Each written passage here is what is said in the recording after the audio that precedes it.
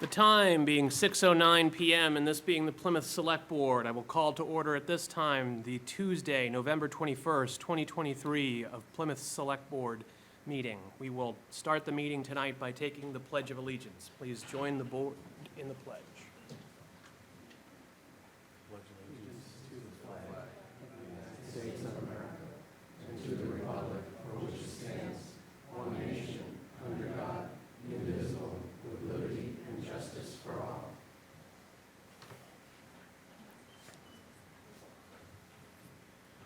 This meeting of Plymouth Select Board is taking place in a hybrid format. We have two members of the board joining us in person at the Great Hall here at Town Hall. We have another member of the board joining us virtually over Zoom. Prior to the start of the open meeting, we confirmed that the member that is attending via Zoom can hear us and we can hear him.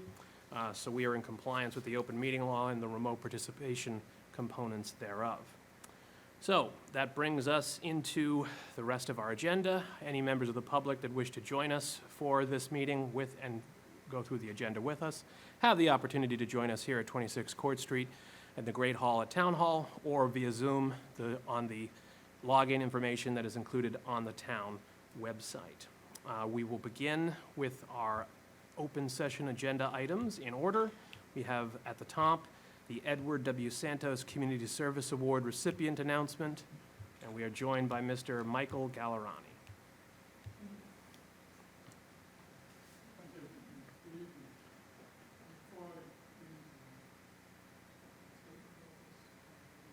Oops, sorry. Let me introduce the team.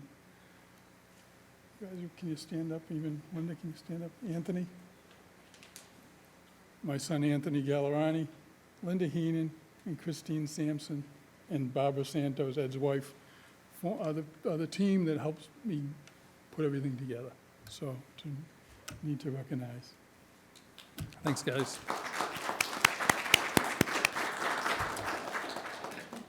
Community service is the lifeblood of any community. Whether it's when someone volunteers to coach youth sports, teach someone to read, give their time and expertise to serve on a board or committee, help out at the food pantry, set up an art show, organize a special event, or countless other small and large acts that contribute to the greater good. Every now and then, someone comes along that is a remarkable community servant. Ed Santos was not only remarkable, he was a once-in-a-lifetime contributor in many ways. His service to the people of Plymouth knew no limits. His shadow reached far and wide, and even to this day, we can feel his touch on Plymouth. Among the many organizations that Ed served were BID Jordan Hospital, Plymouth Patuxent, Sacred Heart School, town boards and committees, the Boys and Girls Club, the Y, Camp Clark, Bridgewater State University, the Plymouth Economic Development Foundation, Rotary Club, Plymouth Public Library, Knights of Columbus, the Plymouth 400, the Thanksgiving celebration, and for me, the most incredible accomplishment was the Plymouth Industrial Development Corporation. Upon Ed's passing last year, I thought how best we can honor his legacy, his gift of himself to the community, and the mentorship and friendship that he extended to many of us over the years. My first inclination was to call Ed Santos, because that's what most people did when they pondered a new project or the creation of a nonprofit in town. So I asked myself, what would Ed do? I suggested in the conversation with myself that he is definitely worthy of a statue, but he would tell me that was too much. So how else can you keep his memory and spirit of service alive? An annual award. So here we are, enjoying an announcement that celebrates the first Edward W. Santos Community Service Award honoree. The selection of the honoree is a process of nomination, consideration, review, and a vote by a 5-member team of people selected for their awareness of the community, the local nonprofits, and how Ed impacted this community. The person being honored this evening is worthy of standing on Ed's shoulders. His work with the community has also known no bounds. Like Ed, he has contributed time and time again, having a profound impact on the lives of many and has made Plymouth better. I respectfully request that the Select Board, on behalf of the people of Plymouth, recognize the 2023 Edward W. Santos Community Service Award honoree, Michael R. Landers.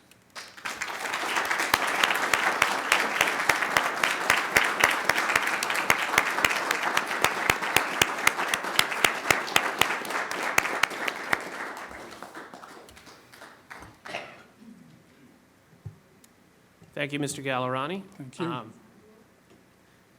Mr. Mahoney, any remarks that you'd like to say at this time? Mr. Gallerani, I want to thank you for bringing this proposal forward, and I completely agree with you and your team, as you put it, with respect to the choice that you made for the inaugural Ed Santos Award. I know Michael for over 20 years. It goes without saying that his passion, not only for the community, but specifically for arts, and especially music, is unparalleled in the community. Michael, I miss you on town meeting floor. Okay, and it pleases me, and it brings me, a tremendous amount of joy and happiness to see you have made this remarkable comeback from where you were, and I know you're going to keep on growing and moving forward. Thank you. Mr. Chairman? Mr. Mr. Blitzer, Chairman, any can I say remarks? something? Yes, Go ahead, Mr. Blitzer. I can't see you, but, Mr. Gallerani, thank you so much for doing this, creating this. And when we get the Memorial Committee back together, Ed Santos is one of the names that made us want to get this committee quickly for what he's done for this community. And there's still more that I would like to do for Ed Santos, but we can't. We haven't signed. We're not completely there. But unfortunately, I'm not here tonight to see Mike Landers. But I just want to tell Mike. Mike knows what we're doing, and we want to do something more for Ed Santos. And I can tell you, you couldn't have picked, Mike, a person, more deserving person than Mike Landers. And I only wish I had a little setback with my feet, and I'm out of commission. But I wish that I was there with you guys tonight to see you. But thank you, Mike, for everything you do. Please come back quick, okay? Keep working. I was lucky enough to see you with Eddie McGee last week. But please keep working. And your wife Candy, I know, is by your side, and she's going to get you back. So anyway, thank you, Mr. Gallerani. Thank you to your committee too. Thank you. And just as a follow-up, when we made the decision that Mike would be this year's honoree, some people knew, and the feedback has been incredible. Usually, when you do something, there's always somebody that'll be a little disgruntled. Not in this one. This was, for us, it was the home run. It was beyond logic that we picked Mike. So, very good. Thank you. And thank you, Mr. Thank Gallerani. you. I appreciate, I didn't have the pleasure of knowing Mr. Santos, but everything I've heard about him has been tremendous, and this certainly sounds like an admirable continuation of his legacy. I have had the privilege of knowing Mike for some time now. I've always known Mike to be a tenacious fighter for what he believed in and what he thought was in the best interest of this community and this town. And I know that this is another obstacle that he wasn't expecting, but it's one that he's been tackling with the support of his family, and we look forward to his continued recovery. Plymouth is a better place because we have the pleasure of living in it with people like Mike Landers.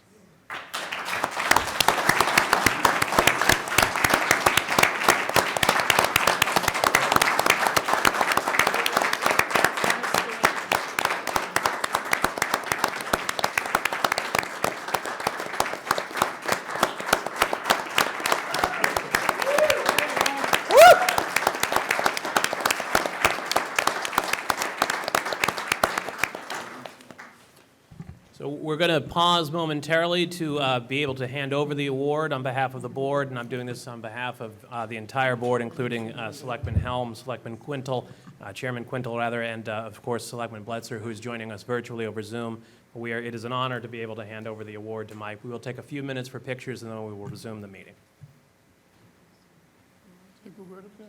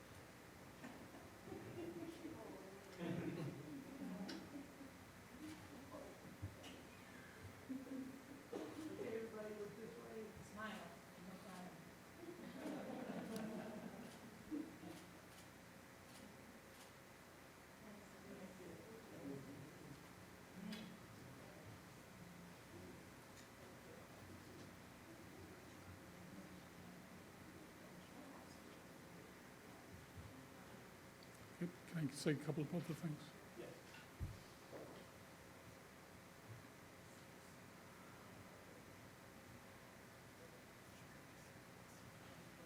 We're going to take pictures of our poster. Oh, yeah.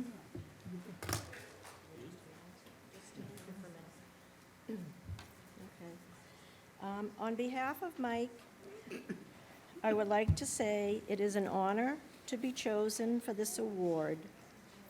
Mike had worked with Ed Santos on a number of projects and had the utmost respect and admiration for Ed.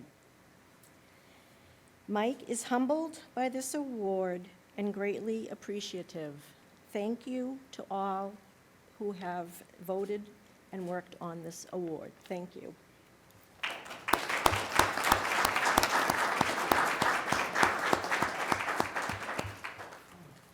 Just want to say, first off, I've neglected to recognize Ed's family. I introduced Barbara, his wife, Karen, his daughter, his granddaughters, Emily and Catherine. Our work has just begun on this, as I think you know, if you've seen the strategy. I'm going to be coming back in soon to talk to you about the installation that pays tribute to Ed and the honorees. And then the goal of this is to honor the people that were like Ed, that have done so much for the community. But it's also to inspire new ones. As we all know, in this country today, it's not easy to get people inspired to do things. So we hope that this is going to grow into that kind of tool. And we're perfect because we have people who come from all over the world and they'll see this and maybe bring it home to their communities and we start the healing process in this country. But thank you. Thank you for everything. Thank you, Derek. Thank you, Brad. Jenny, thank you. Thanks, guys. Thank you. All right, that brings us to the next item on our agenda, that being voter turnout strategies. We are joined by Mr. George McKay, who will be speaking to us about something he's been working on. George is making his way towards the podium.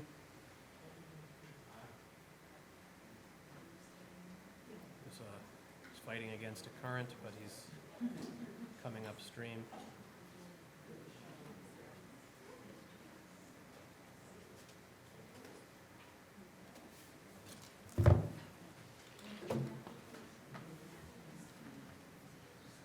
Well, I'm not sure how to follow up on that performance. That was a wonderful situation. I've known Mike for a long time, and this is a truly deserved award for him.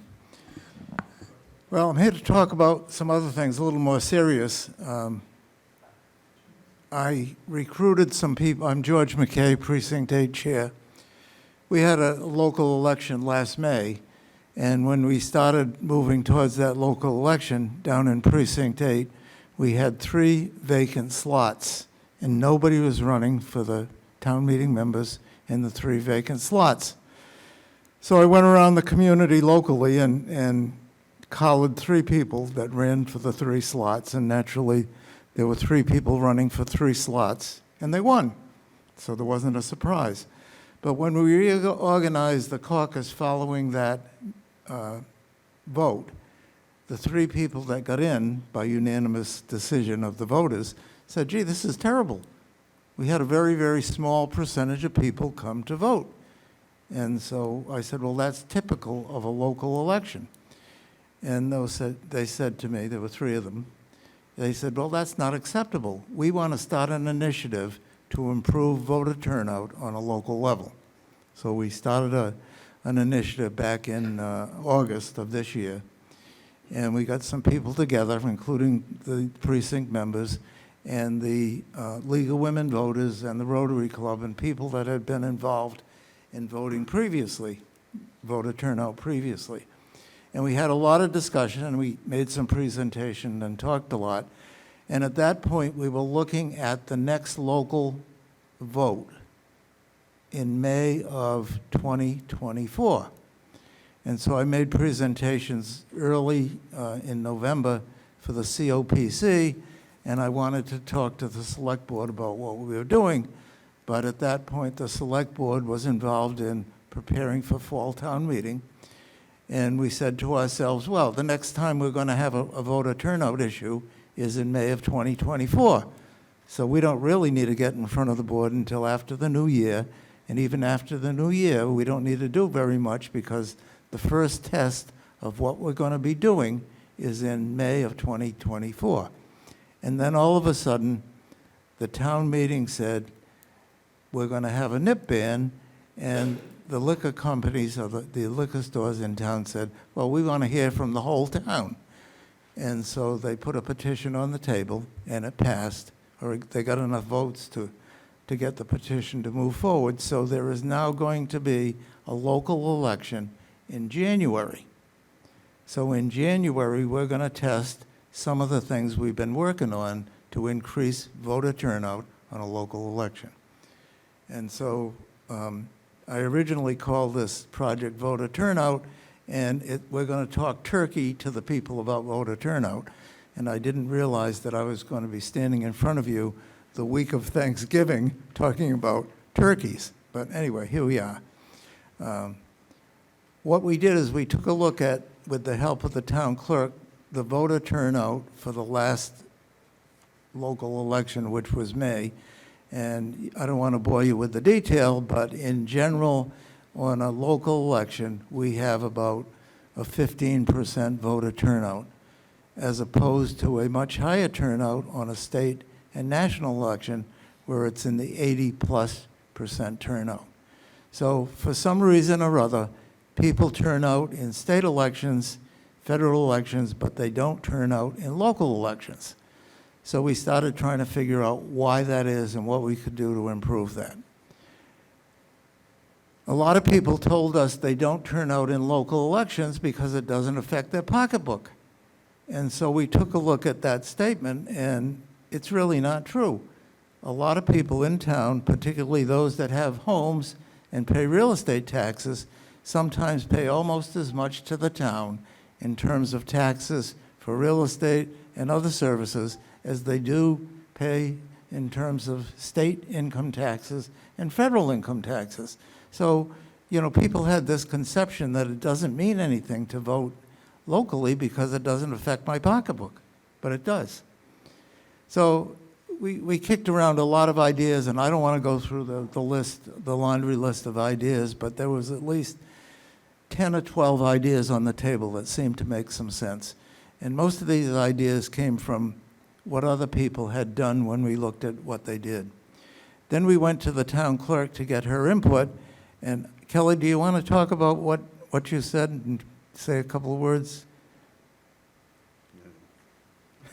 I don't know. We were talking about the local voter turnout in May, and you talked about the timing related to what the state is doing.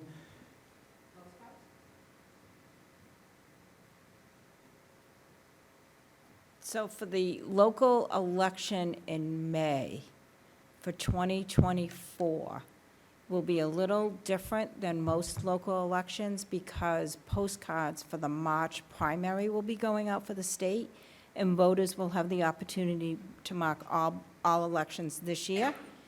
And by doing that, they will automatically get a ballot for the local election in May of 2024. So I anticipate, I'll know better after the March primary, that there'll be a lot of people getting vote-by-mail ballots for the local election that don't normally vote in local elections. That may be good news. Yes, I hope so. We hope so. Anyway, when she said that at the first meeting we had, I really didn't understand its impact. But when the postcards go out from the state, it's going to say, do you want a mail-in ballot for the state elections, federal elections, and the last thing they can check off is all elections. And what they meant by that when they made up the postcard was all of the above. But they didn't say all of the above. What they said was all elections. And that means the town clerk in Plymouth and other towns have to send out to the registered voters that information and say, if they check off the box that says all elections, in their mind and in the state's mind, they think it's the top two that they've previously listed. But if you read the thing exactly as it's worded, it means the towns have to send out information and mail-in voter information if they check the box that says all. And so that's an increase in cost for every single town, including Plymouth, that the state didn't intend to do, but by the wording of the postcard, makes happen. I guess the good news is it may increase voter turnout for this coming May election, but it may increase it on a one-time basis. That's the bad news. So anyway, I don't want to spend a lot of time here. The League of Women Voters has done a lot of work in this. They've tried to move the needle over the years, and unfortunately, no matter what they've tried to do, it hasn't moved much. So where we are right now is out of that laundry list of ideas we had, we pursued some of them that looked like they could be effective. And by that I mean we looked at what other towns around the Commonwealth are doing and what other towns around the United States are doing. And there's an awful lot of information out there, and everybody has ideas, and they've seemed to move the needle a little bit. So instead of getting a 10% local turnout, they get a 12% voter turnout. And then they put the issue down and go on to something else. So nobody in the Commonwealth and across the United States has solved this problem on a consistent basis. So we may be trying to solve a problem which other people have solved and not been successful, but my opinion is we should take the time to try and solve the problem, because every single town in the Commonwealth, town and city, has a problem with poor voter turnout in local elections. So where we are right now is we have an election coming up on January 13th, and we want to try some of these things that we've kicked around and see if it affects the needle. And if it does, then we'll put it in permanently in terms of what we're doing.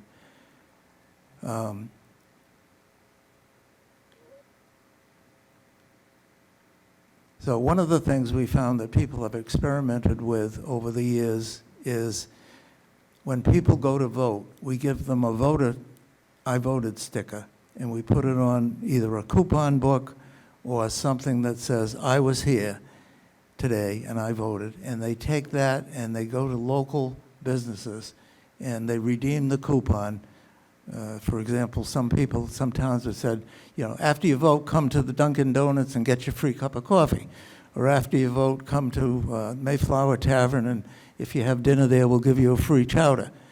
That has added not a significant number to each one of these local elections, but a number.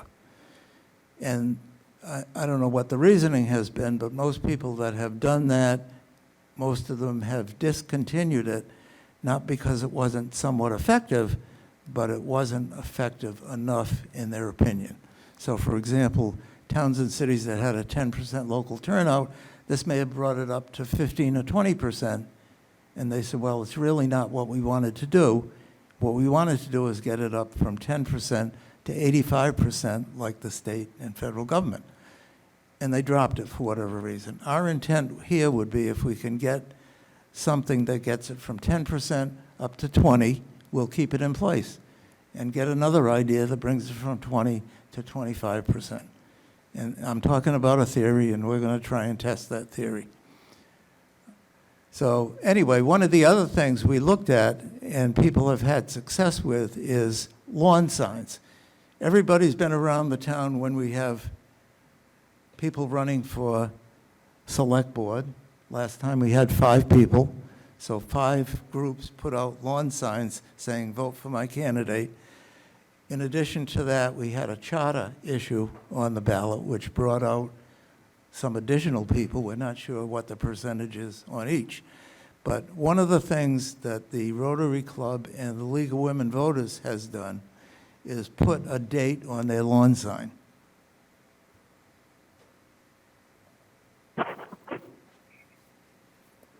So this is a lawn sign that's put out by the League of Women Voters and the Rotary Club, and it's put out around election time, before the election, and it has a date on it.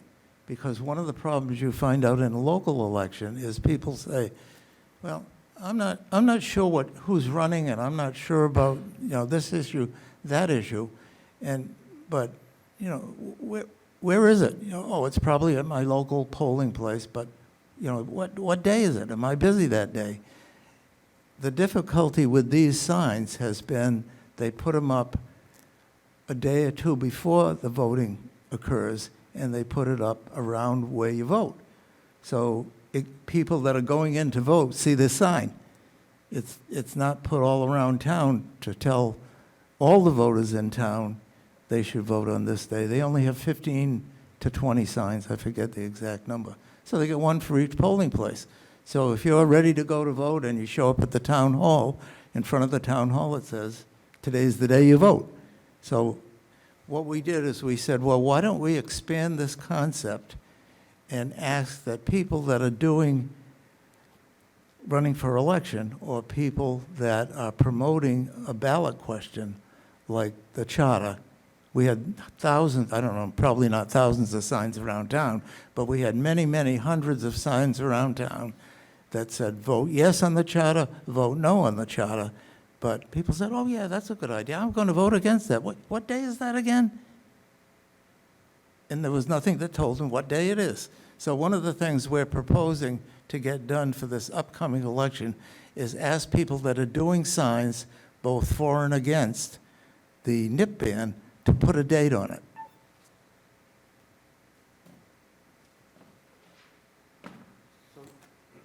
So this is a sign that happened to be left over from the charter issue. And so what we're recommending is that people that are in favor of the nip ban or not in favor of the nip ban, when they do yard signs like this, not only do they put a big no, vote against the ban, or a big yes, vote for the ban, but they put a date on it. So when people see these thousands of signs as they're walking around town, they say, oh, I know what that voting date is now. Am I doing anything on that Saturday? And this is working in combination with what the town clerk is doing by having early voting and mail-in voting, but this is another leg of that issue. The other thing I did is I talked about putting these dates on candidate signs, and I went to see Dick Quintel and asked him if I could borrow one of his signs.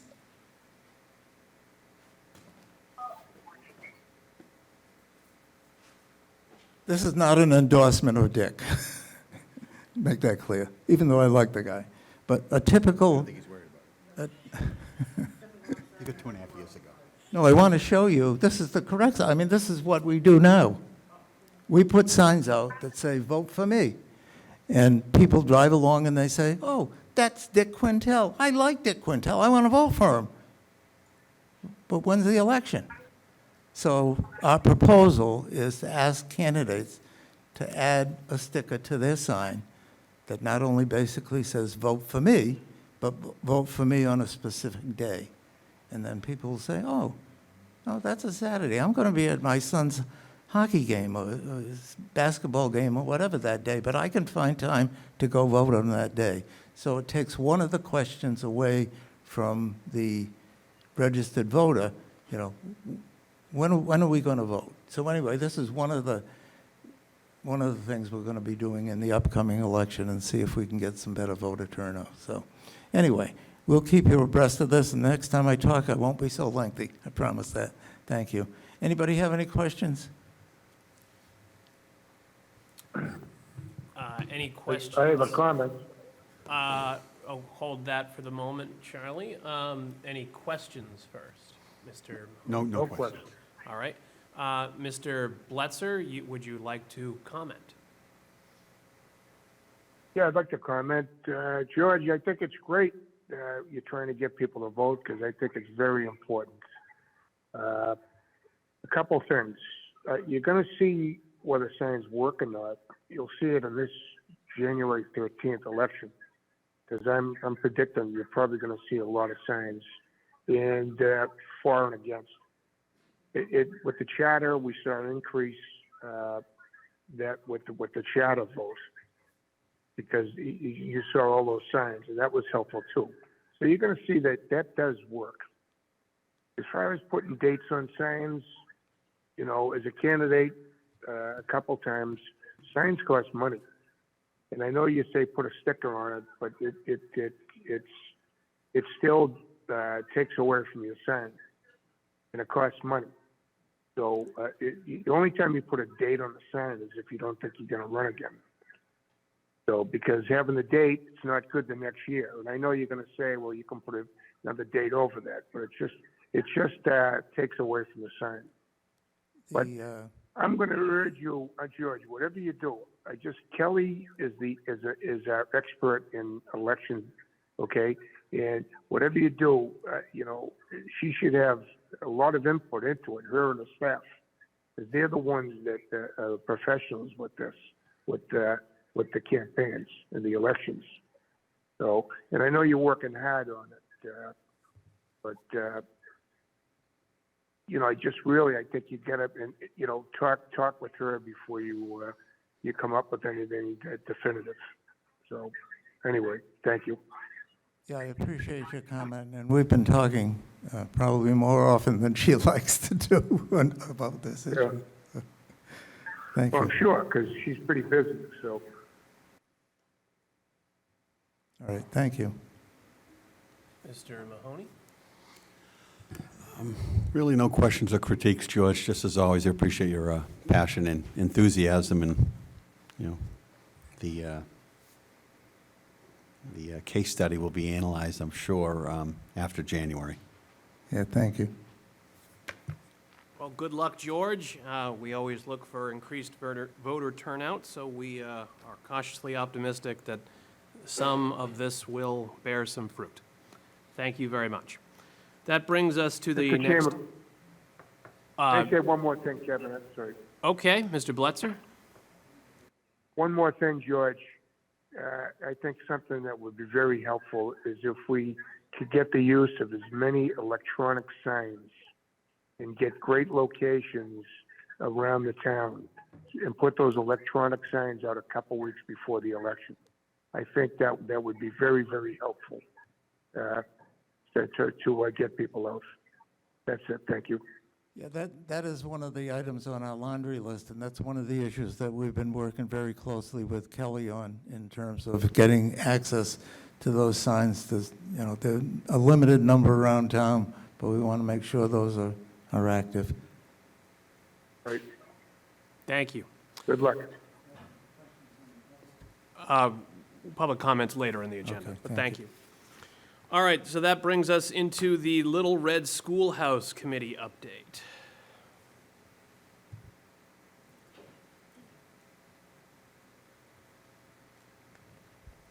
Good evening, gentlemen. I'm Jody Burkett, Chairwoman of the Little Red Schoolhouse. This is an update from the Little Red Schoolhouse. This is one of a select few actual historical buildings remaining in Plymouth and the only one in Cedarville. It was built circa 1830 as written in the state of Massachusetts Macris site. As of August 31st, 2023, we have accumulated $34,229.70 in the schoolhouse fund. It has been used for the following groups or agencies, many of which are weekly or bi-weekly meetings. I have 3 different AA groups: Boy Scouts, Girl Scouts, Al-Anon, Nightingale Condo Association, Ellisville Marsh Association, Herring Pond Watershed, Caleb's Hollow, a Bible study group, Energy Clearing, numerous blood drives, approximately 4 per year, watercolor painting, Plymouth Library meditation classes, Plymouth Family Group, Special Education Parent Advisory, Council of Aging, craft fairs, farmers markets, opening of our children's library, rock painting with children. We had a birthday party for the schoolhouse, turned 197 this year. Plymouth cheerleaders, Little Red Schoolhouse meetings, Precinct 8 caucus, Cedarville Steering Committee meetings, Toys for Tots drive, and of course our annual Christmas tree lighting. We hosted a candidate night, and we had a presentation from Steve Bolton and Harry Helm regarding building and the animal vet. I have received numerous comments after it's being used as to the feeling and inspiration it invokes. I am continuously getting interest from other groups as well. I did have the opportunity to show the schoolhouse to the Riverview School for some of their special needs students just the past couple of weeks, and they were very impressed with the one-room schoolhouse. So we are having our annual Christmas tree lighting on December 2nd. It's a Saturday from 4 to 6, the day after the towns, and you're invited. We are doing our Toys for Tots Drive now, Saturday, Sunday, 12 to 2, and it's still going to culminate at the Christmas tree lighting. You're more than welcome to participate and come down and enjoy Cedarville. All right, thank you very much. Any questions? Any questions from members of the board? Mr. Mahoney? Ms. Burkett, thank you for coming in. Appreciate the update, and that was an impressive list of individuals or groups that are using this facility. So how did we get to $34,000? Well, a lot of it was contributed from the lawsuit that happened from He Who Shall Not Be Named. Okay. So and you still, do some of these groups or all of them, are they paying like a nominal fee? The majority of them are, unless they're a town group. Okay. Like, we don't charge the Plymouth Library, we don't charge the Council on Aging. The Plymouth Family Group is a part of the school association, so we don't charge them. Special education, we don't charge, but everybody else pays the nominal fee of $10 per hour. And most of them are there for predominantly just an hour. Okay, so it sounds like you're getting a lot of activity down there, which is great. We are. What is the overall status of the structure at age 197? There's some work that needs to be done. I do want to contact the CPC and get an application going to have them take and review the building, do a historical preservation on it. So you'd see an evaluation for a historical preservation. But because of COVID, everything's been set back. Okay, So- so if you're 197 now, does this mean that you and your group are gearing up for a big 200th anniversary? Well, I would certainly like to. Want to get through the Christmas tree lighting first. Okay, all right. I'm just throwing that out there. I appreciate it. The next 3 We do love years- to have parties. The next 3 years will go quicker than you think. I'm sure, but we're hopeful. We have a lot of community support. Yes, you do. Great job. Thank you.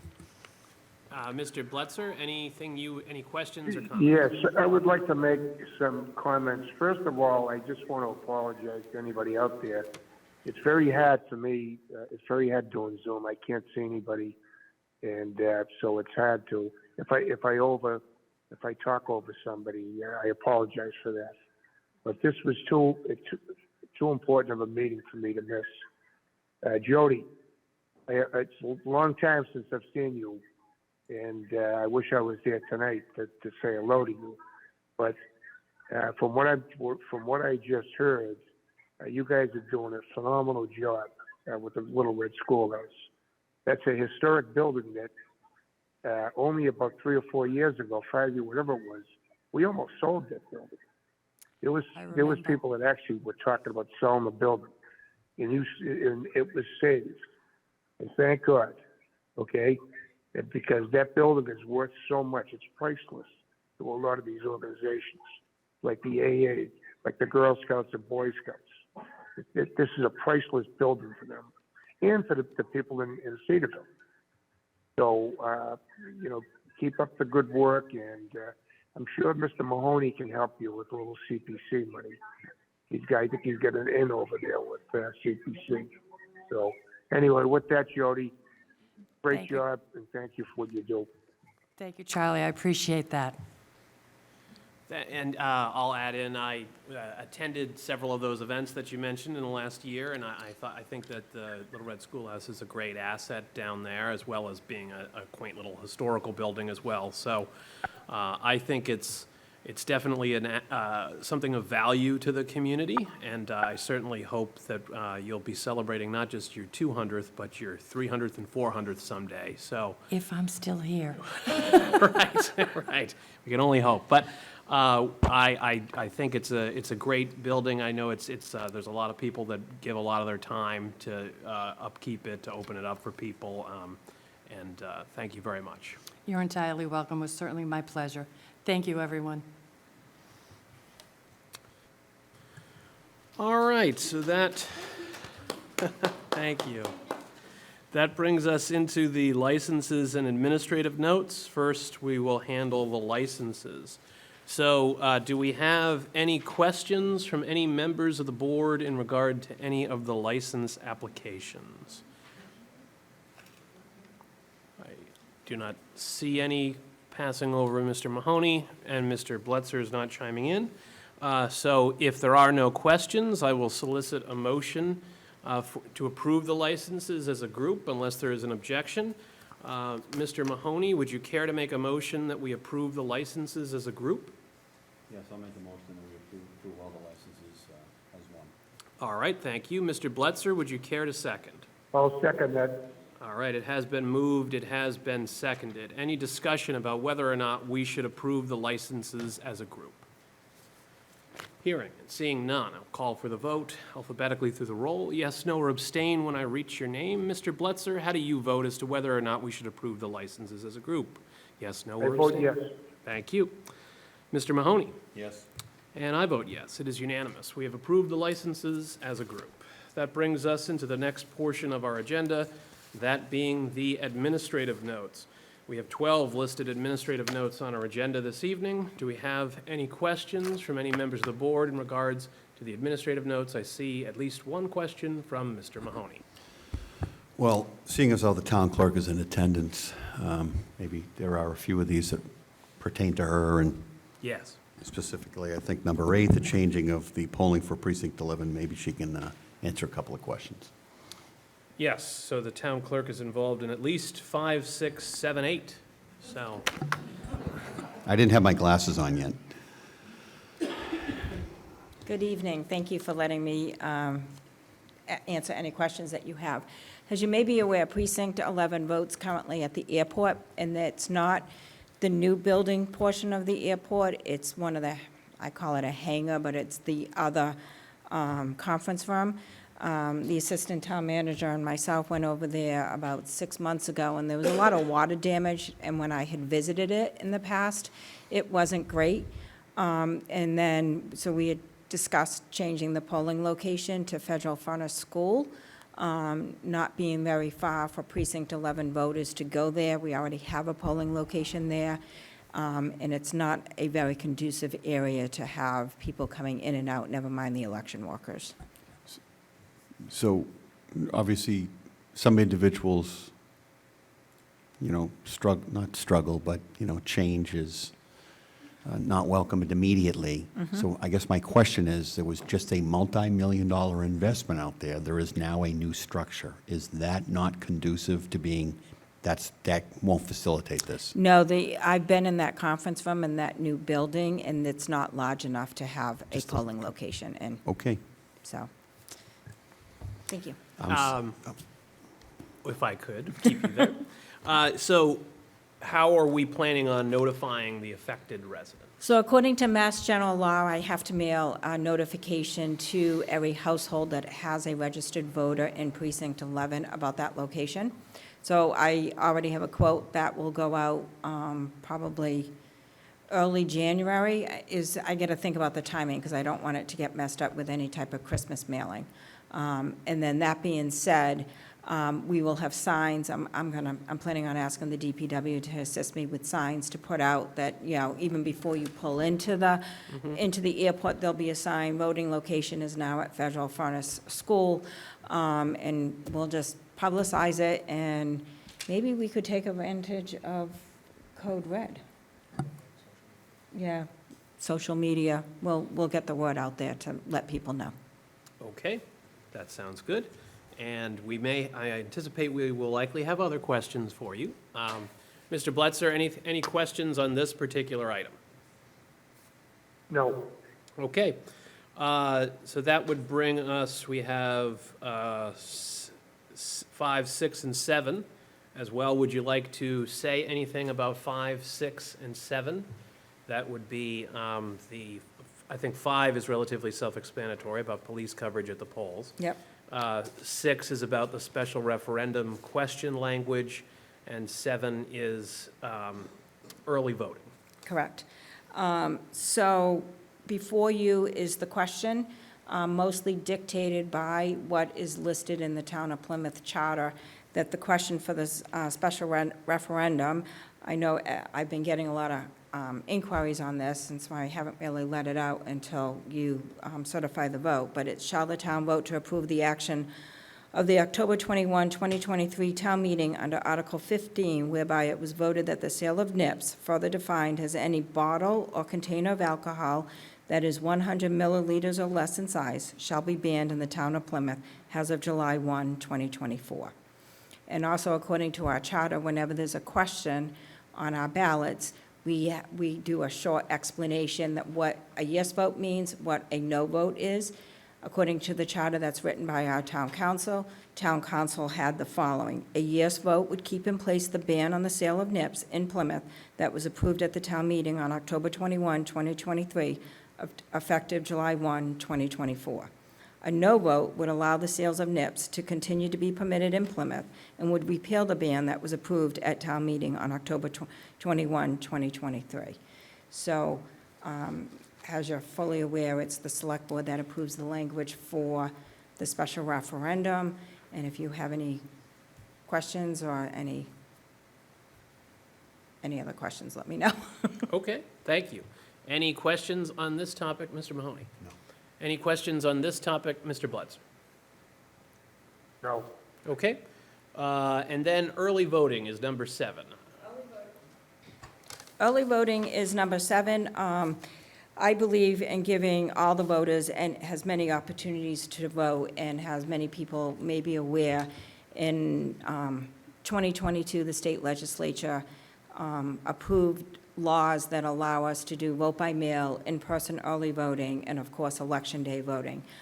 We did in-person early voting at the local election in May of 2023, and I mostly proposed that in anticipation of the charter question. So I feel like a lot of voters take advantage of that, and they like that option. So it's a vote of the select board to approve in-person early voting in anticipation of the Board of Registrars approving this. I'll admit, we were supposed to have a meeting yesterday, and unfortunately, someone took ill, and I didn't have quorum, but I did speak to them individually, and they are in favor, and we are planning on having a meeting next Tuesday to confirm this vote.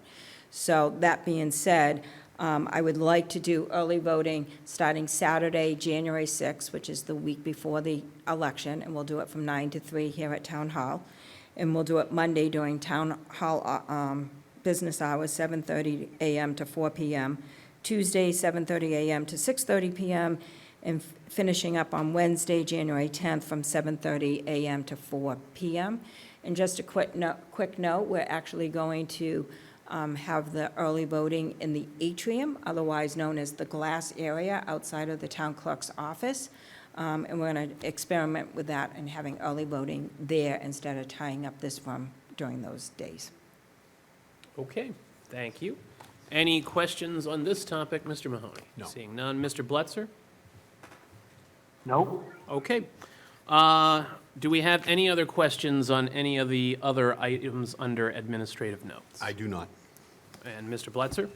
I do not. I do not. Thank you. All right, so I will just point out for members of the audience that may be watching, administrative note number 4 does extend the article submission deadline to December 20th. We had previously voted to close the warrant on December 12th at 4 p.m. This vote, in anticipation of it passing, would close it on December 20th. The reason for that is, under the town bylaws, the last day that the warrant can close is the third Wednesday in December. That this year is December 20th. The master calendar, as well as the town meeting section of the town website, listed December 20th erroneously as the closing date. So even though we had voted on the 12th, so this will clear up any confusion that may have inadvertently been caused by that and permit everyone to get their articles in time, regardless of how they were relying on receiving updates as to and information about when that warrant closing date was. All right, if we have no other questions or comments on any of the administrative notes, I would seek a motion from Mr. Mahoney, if he is willing, to approve the administrative notes 1 through 12 as a group. Make the motion, we approve as a group all the administrative notes, numbers 1 through 12. Thank you. Mr. Blutzer, would you care to second? Absolutely, yes, I'm second. All right, any discussion? Hearing and seeing none, I'll call for the vote. Alphabetically through the roll. Mr. Blitzer, how do you vote? I vote yes. Thank you. Mr. Mahoney? Yes. And I vote yes. It is unanimous. All right, so we have approved unanimously the 12 administrative notes. That brings us into the next section of our agenda, which is some board and committee appointments. We have 3 applicants for 3 positions on 2 different committees, the first being CAN's Net Zero Committee. We have an Elaine Abrams. Are we joined by Ms. Abrams? We are not. We do have her written materials in the packet that were submitted in her application through the process that was implemented recently.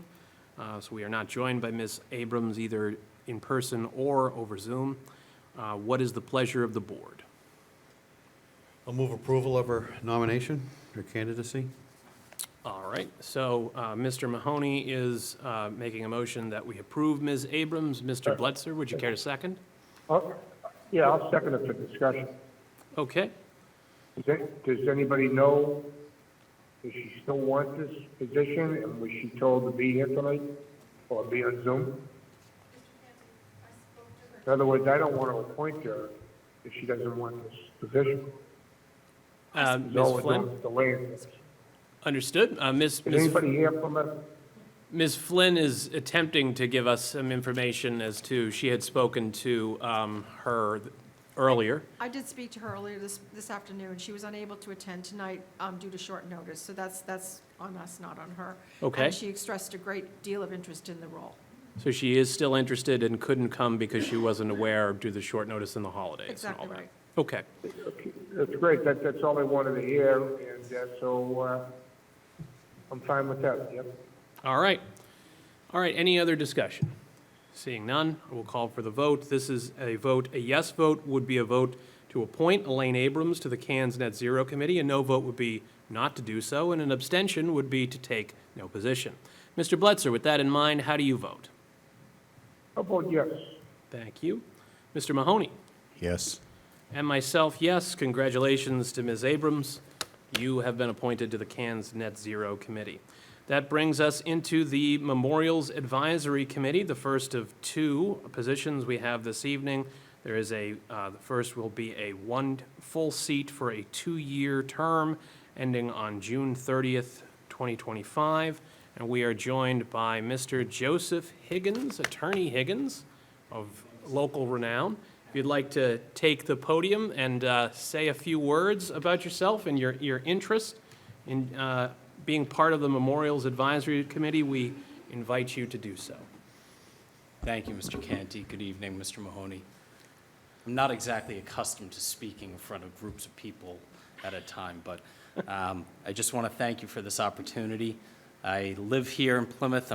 My house is about 2.5 miles away from here. I have a beautiful wife and 4.5-year-old daughter. We intend on living here for the foreseeable future. Being involved in community service has been important to me since I was a kid, and I found it an appropriate time for me to try and become more involved in the town of Plymouth here. I don't plan on going anywhere, so I want to participate. I feel as though it's an appropriate time in my life, my career, and I would just very much appreciate the opportunity. A little bit about myself. I am a graduate of Connecticut College, where I double majored in government economics. I'm a practicing attorney with an office in Hanover. I saw Mr. Canty today in Plymouth District Court, and I do wish him again a happy birthday today. Thank you.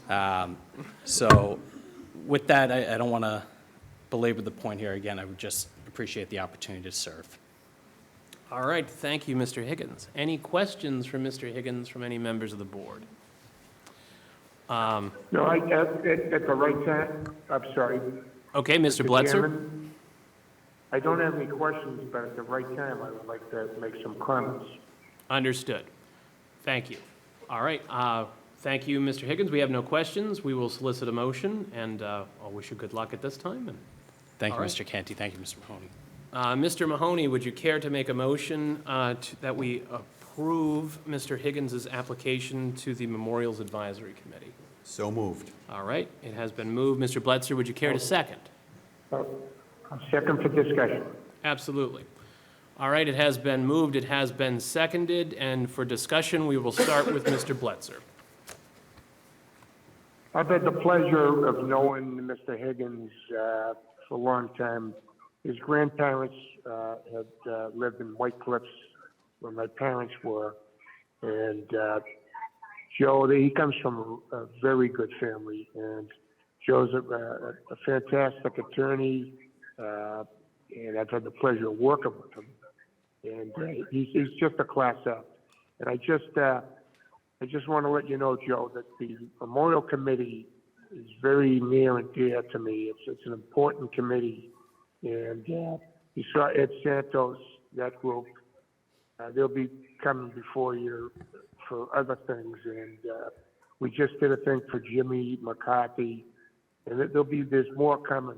And it's very important that we honor people that have been, have done things for Plymouth. Important people in Plymouth. So, anyway, with that being said, I'm glad you're on the committee. It's a great committee, too, by the way. Your chairman is Mr. Golden, and Tim Lawler, Steve Leiden. So it's a great group that you're going to be working with. Thank you. All right, thank you, Mr. Bletzer. Any other discussion? If there is none, I will say I also had the pleasure of knowing Attorney Higgins as I know him. I see him around court often, and he does a great job representing his clients. I think he said he was not comfortable or not accustomed to speaking to groups of people. Maybe if we were grouped in a box of 7 to 14, he'd feel more comfortable at the time. But I think he'll be a tremendous asset, and it's good to see him getting involved in our community in this capacity. And I think the Memorials Advisory Committee will be well served by his addition. So I intend to vote in favor of his appointment. If there's no other discussion, I will call for the vote. Hearing and seeing none, I will call for the vote. Mr. Bletzer, how do you vote? A yes vote would be to approve his nomination. Excellent. Mr. Bletzer has voted yes. And Mr. Mahoney, how do you vote? Yes. All right, and I will also vote yes. Congratulations, Mr. Higgins. Thank you. That brings us into the next appointment on our agenda, also for the Memorials Advisory Committee. This one, a full seat for 1 year, ending on June 30th of 2024. And we are joined by the applicant. If you'd also like to take an opportunity to introduce yourself, explain a little bit about why you're interested in serving, and then it's possible there will be questions, but there may not be. But either way, we'll be here. Okay. I've turned this on. Just make sure the light's on. It's on? Okay. Yes. All right. Hi, I'm Sierra Gregoire. I live in Plymouth. I've lived here for 4 years. I love it. I just am a young person that wants to get involved in the community. I think community service is really important, so I think this committee would be really interesting for me and that I could be a great addition to it. So I appreciate the opportunity, and thank you for taking the time to consider me.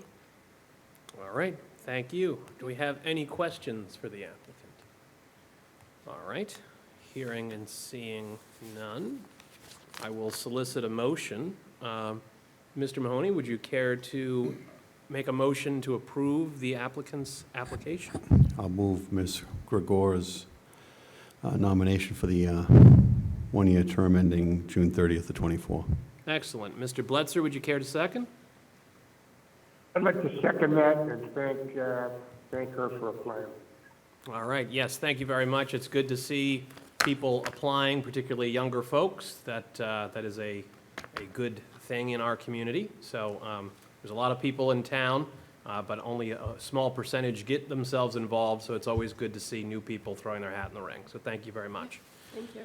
All right, so if there's no further discussion, I will call for the vote. I see and hear no further discussion. Mr. Bletzer, how do you vote? Yes, no, or abstain? I vote yes. Thank you.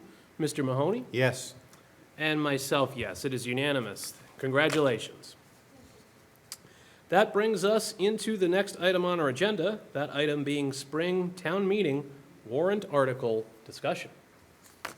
So, we are not joined by all of our colleagues this evening, but for those that are present, do we have any articles that we would like to see on the warrant, or any articles that we are hoping would reappear on the warrant, or anything else we would like to discuss in relation to the town meeting warrant? I had no specific individual proposals at this town meeting, Mr. Chairman, but maybe the town manager can give us a quick outline with respect to what our schedule looks like over the next year or two, month or two with respect to, the new budget. How are you guys doing? I know you're collating data with numbers on the town side and on the school side, and when would we expect to have the initial pass of that unveiled? Sure, that's a great question. As you pointed out, Mr. Mahoney, the departments have been actively working with our finance director and assistant town manager on drafting an FY25 budget. We met with department heads last week. We will be meeting next Tuesday with the school department to look at their budget. We are expecting, I'm just looking at the calendar, we're expecting to present our initial pass of the budget on December 12th to the select board.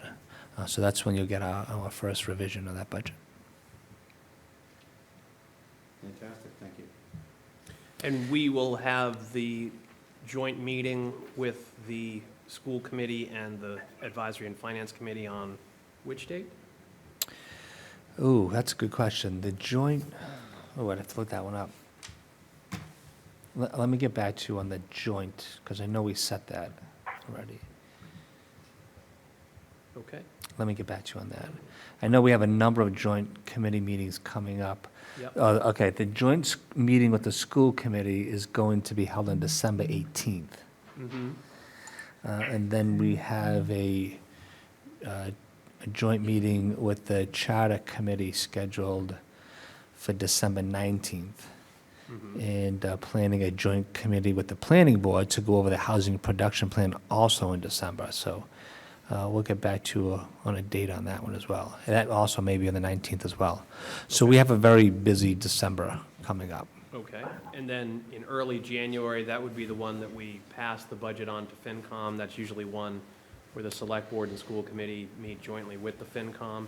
It's usually like second week of January. Yeah, I was looking at that calendar the other day, and I believe we're scheduled to approve the budget on January 9th. Mm-hmm. But I'm almost certain that's the date we're scheduled for that. Okay. Sounds good.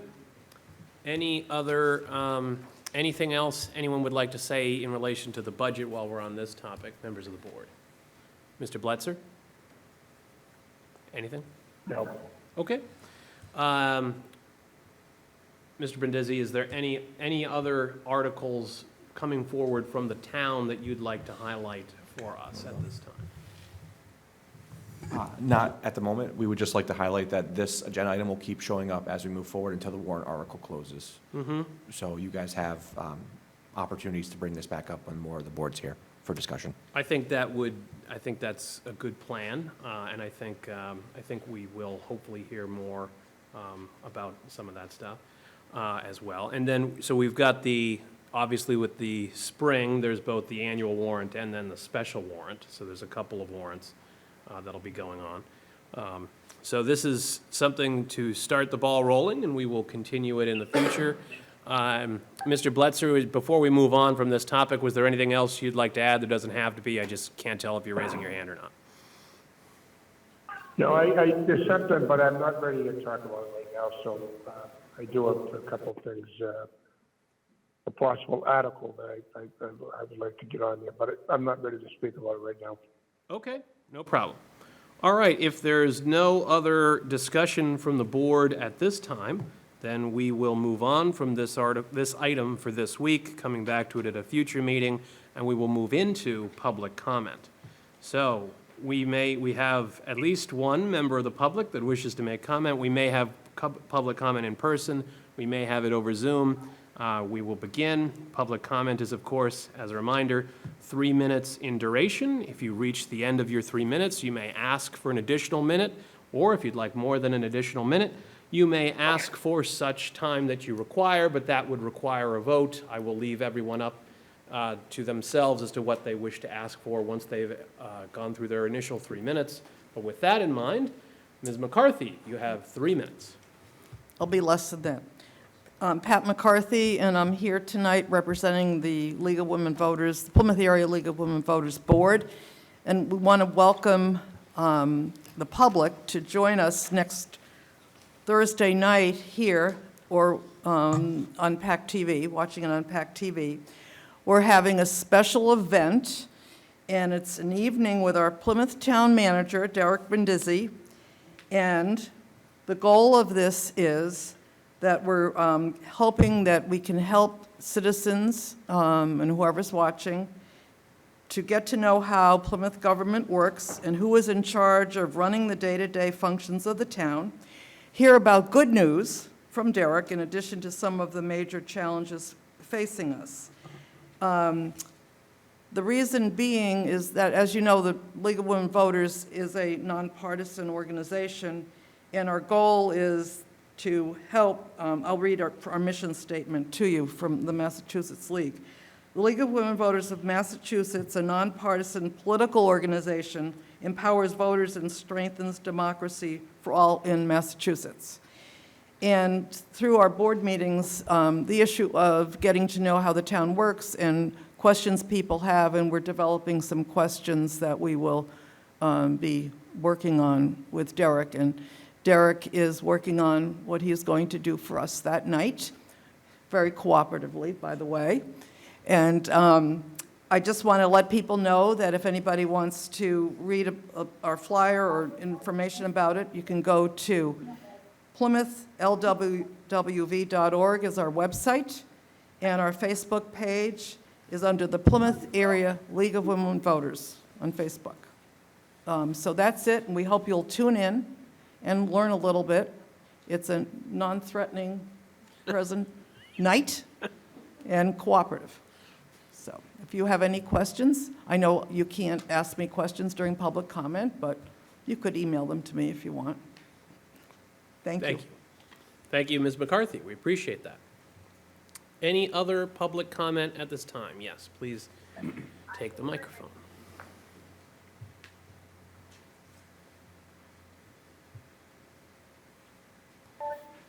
Good evening. My name is John Joseph. I live at 65 Kathleen Drive. And I've given to Ginny copies of the handouts that I prepared, recognizing we're close to Thanksgiving. Everybody wants to get home and do their baking and just veg out. I'm going to keep this well under 3 minutes. I'm here to express our concern over what we in the neighborhood are calling the ZBA as managed outcomes. And by that, I mean they've restricted a lot of the information and the way they've run the meeting, and we're asking you, the Select Board, to make some inquiries.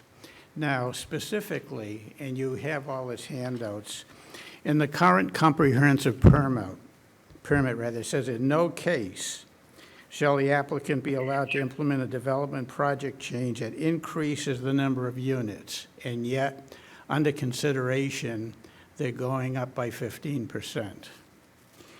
Substantially alters the building footprints, and yet they're combining units to make triplexes rather than duplexes. Increases the height of the buildings. The buildings are now going from 35 feet to 46 feet. Now it says, without submitting, and it goes blah, blah, blah, without submitting a new application and undergoing a new public hearing and decision process. At the last meeting, the ZBA voted to continue the hearings to December 4th to discuss these modifications without public notice. And I've just recited 3 specific examples of how the changes that are being recommended are specifically in contradiction to the terms of the permit Now, we can't say that the members of ZBA didn't know about this because 3 of the current members of the ZBA drafted or approved the the comprehensive permit. So consequently, we're seeing a case here where we have something that's relatively clear letter basically being violated. And that's why we're saying, well, what's going on here? Where's a sense of fairness and balance and transparency?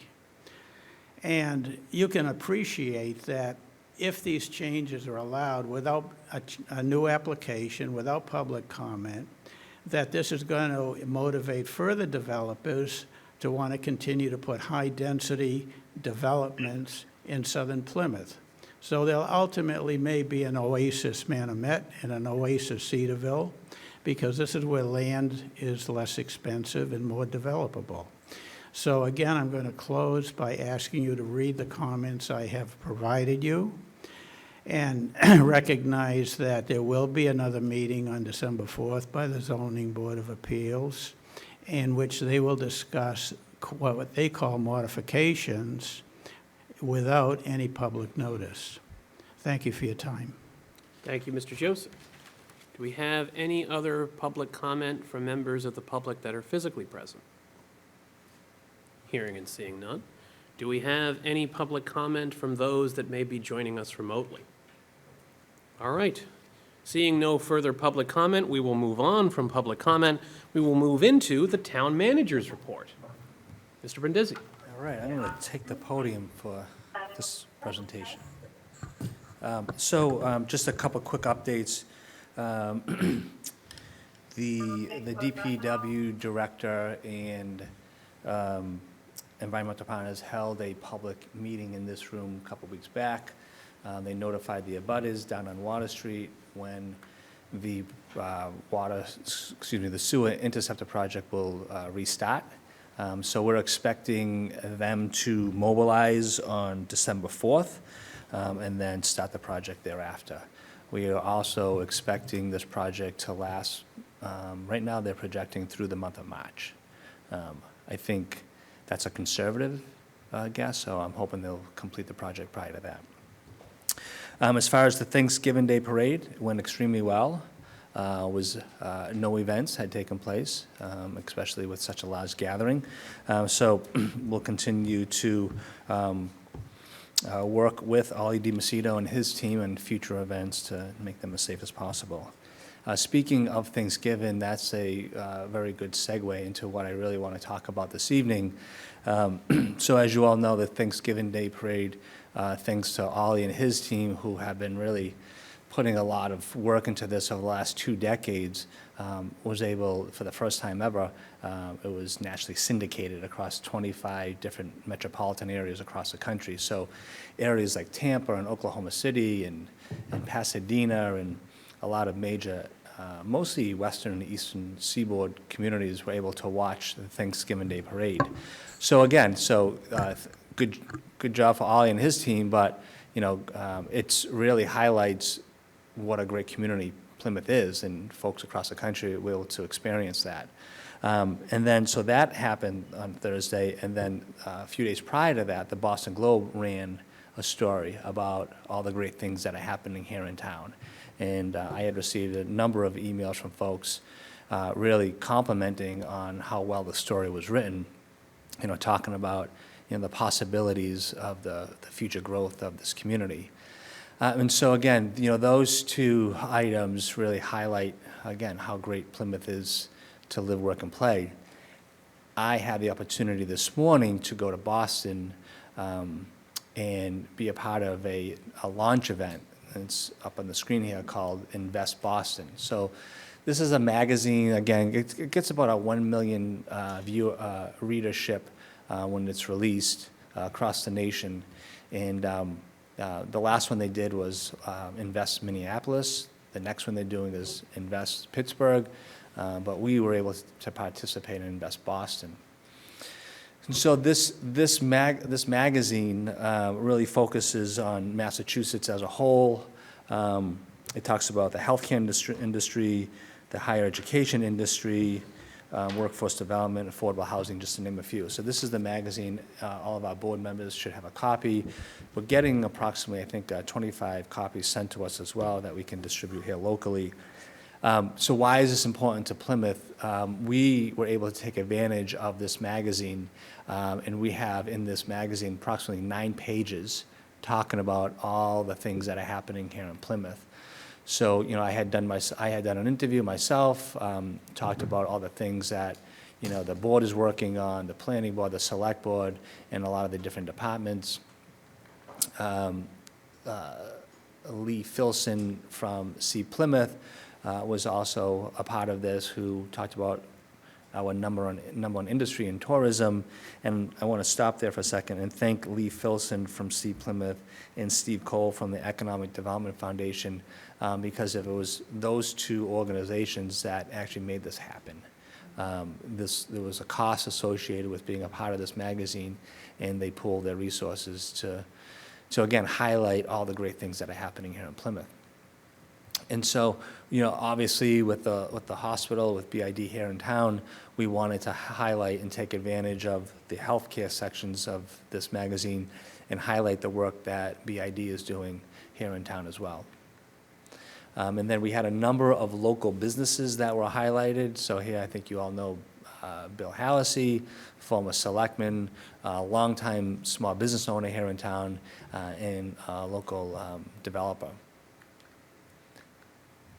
And then, so this is Susan Gordon. She is she's the chair of the Chamber of Commerce. So we were able to highlight all the things that the Chamber of Commerce is doing to support our businesses as well. And then, you recognize a lot of these names and faces.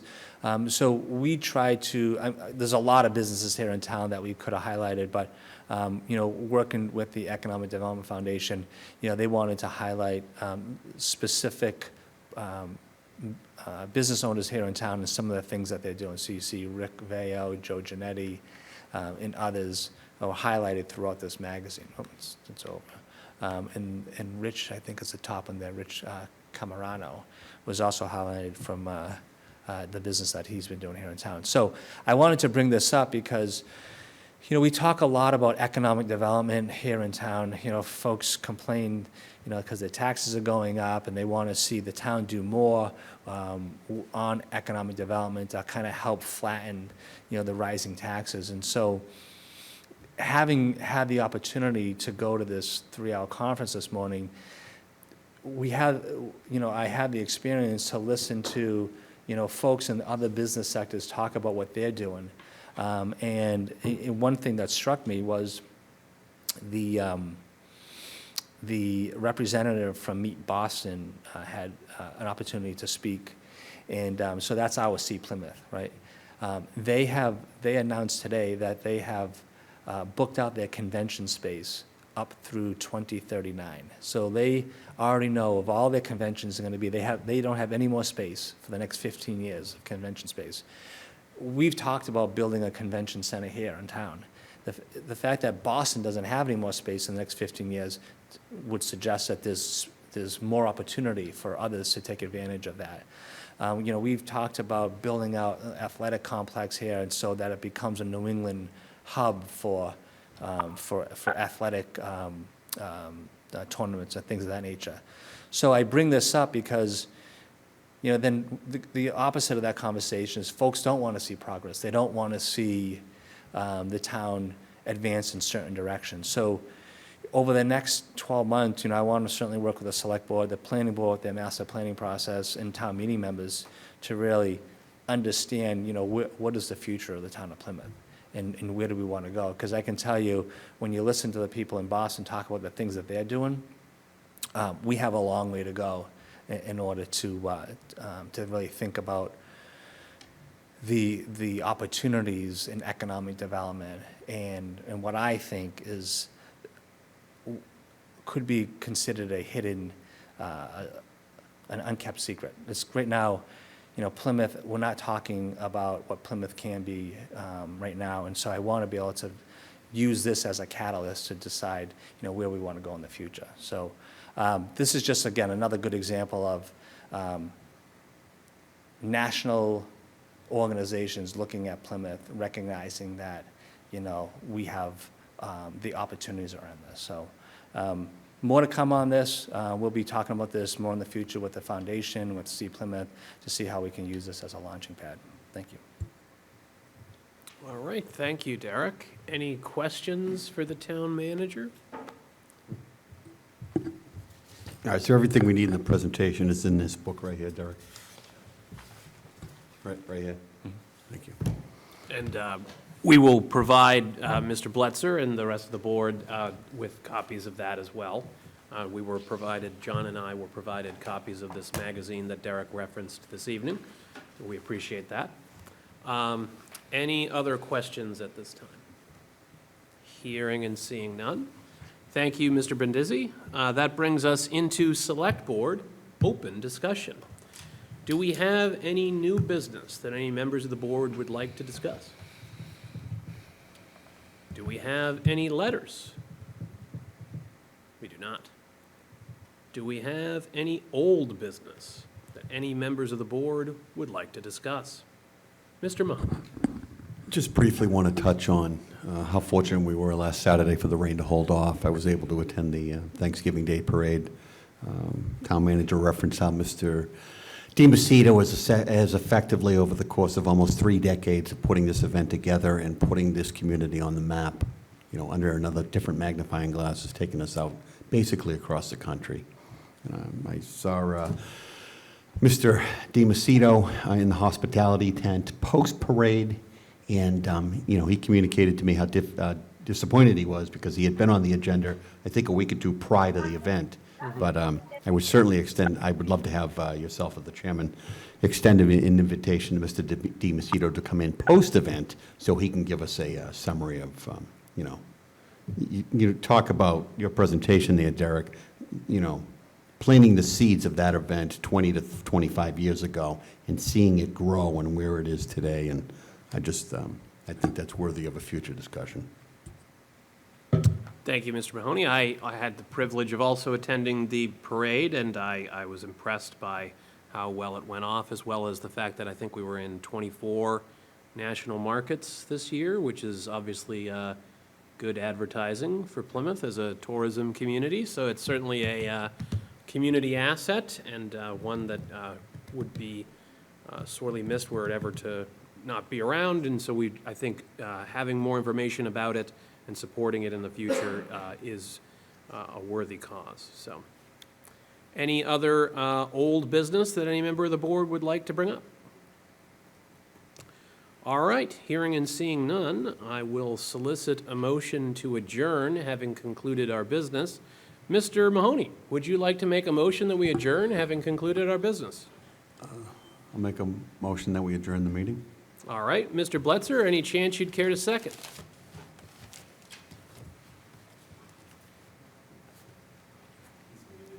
He is muted. Mr. Bletzer, if you're available, you could hit *6 to unmute.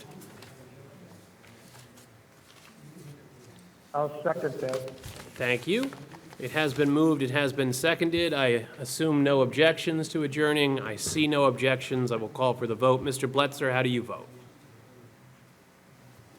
I vote yes, and I want to wish everybody a happy Thanksgiving.